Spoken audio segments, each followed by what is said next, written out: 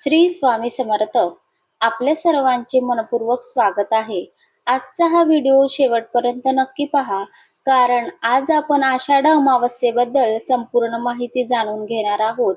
यावर्षी अनेकांच्या मनात एकच प्रश्न आहे की अमावस्या नेमकी 13 जुलैला आहे की 14 जुलैला. या संभ्रमाचे उत्तर आपण पंचांगानुसार जाणून घेणार आहोत.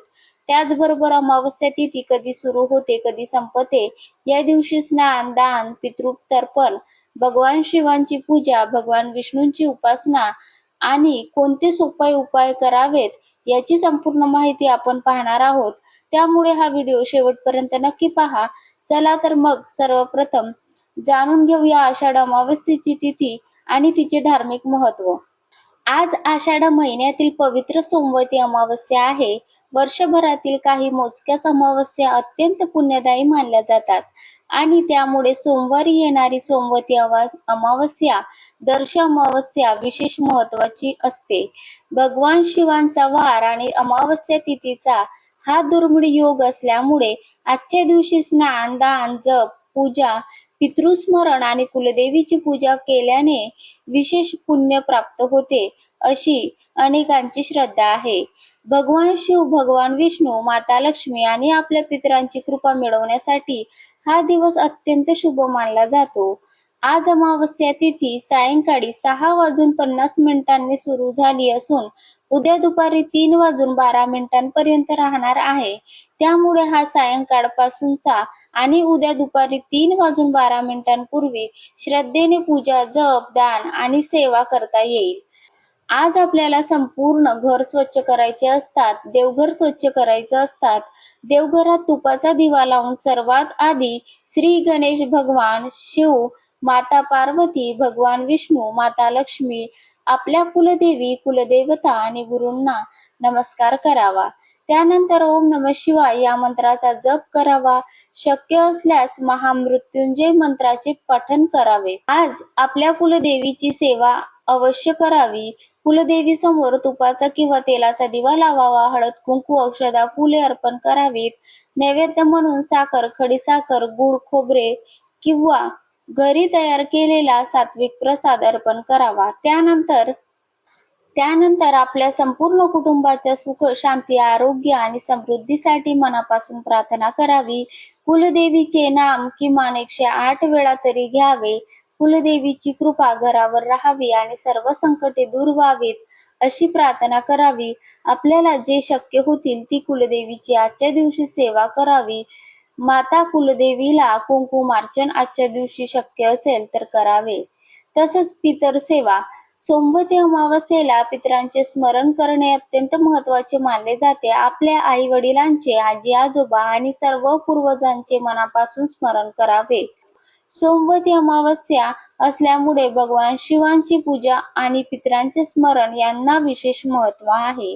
आज सकाळी किंवा संध्याकाळी आपल्याला स्वच्छ कपडे घालून शक्य असल्यास मंदिरात जाऊन शिवलिंगावर सर्वात आधी पाणी अर्पण करावे. त्यानंतर दूध अर्पण करावे. गंगाजल असेल तर काही थेंब अर्पण करावे. त्यानंतर पुन्हा स्वच्छ पाण्याने अभिषेक करावा. बेलपत्र अर्पण करावे. बेलपत्राच्या 3ही पानांचा देठ शिवलिंगाकडे ठेवून वाहावा. पांढरी फुले किंवा जी उपलब्ध फुले असतील ती अर्पण करावी. धूप दीप लावून ओम नमः शिवाय या मंत्राचा किमान 108 वेळा तरी जप करावा. शक्य असल्यास महामृत्युंजय मंत्र 11 किंवा 21 वेळा म्हणावा. ज्यांच्या जीवनात सतत अडचणी येत आहेत, नोकरी मिळत नाही, व्यवसायात नुकसान होत आहे किंवा घरात वारंवार आजारपण येत असेल, त्यांनी शिवलिंगावर काळे तीळ मिसळलेल्या पाण्याने अभिषेक करावा आणि मनापासून प्रार्थना करावी.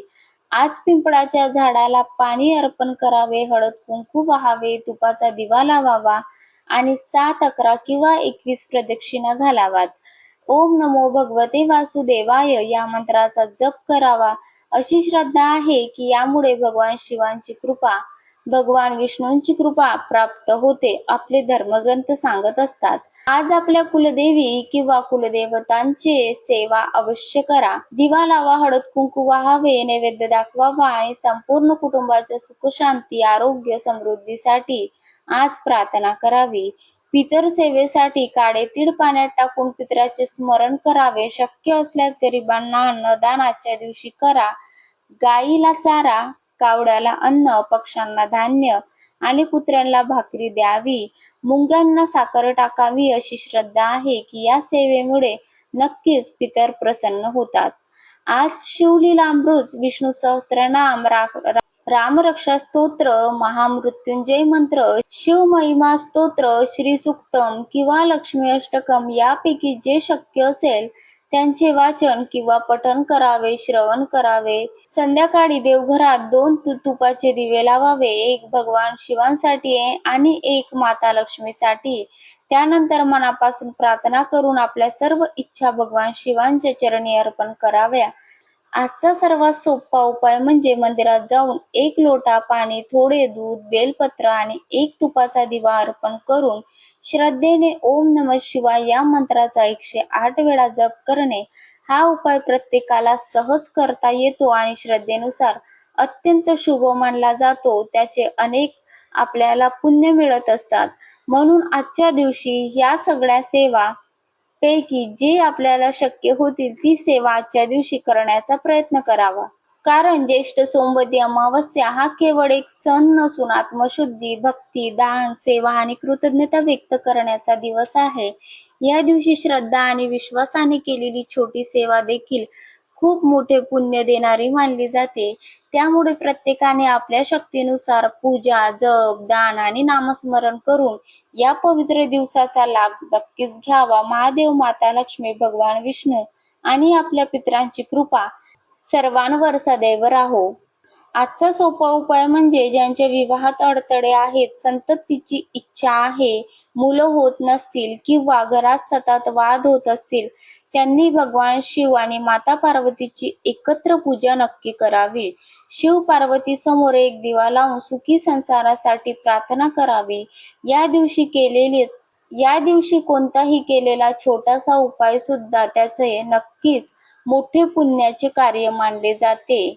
म्हणून आजच्या दिवशी अन्न, वस्त्र, फळे, पाण्याची बाटली, छत्री, चप्पल किंवा आपल्या शक्तीनुसार कोणतीही वस्तू दान करावी आणि जे शक्य होतील ते करण्याचा प्रयत्न करावा. कारण या दिवशी दानाला खूप मोठे महत्त्व आहे. जेव्हा आपण एखाद्या व्यक्तीला दान करतो ते आपल्या पितरांपर्यंत नक्कीच पोचतात. म्हणून आजच्या दिवशी दान, जप आणि सेवा करायला विसरू नका. ही माहिती आवडली असेल तर व्हिडिओला एक लाईक करा आणि आमच्या चॅनलवरती नवीन असल्यास चॅनलला सबस्क्राईब नक्की करा.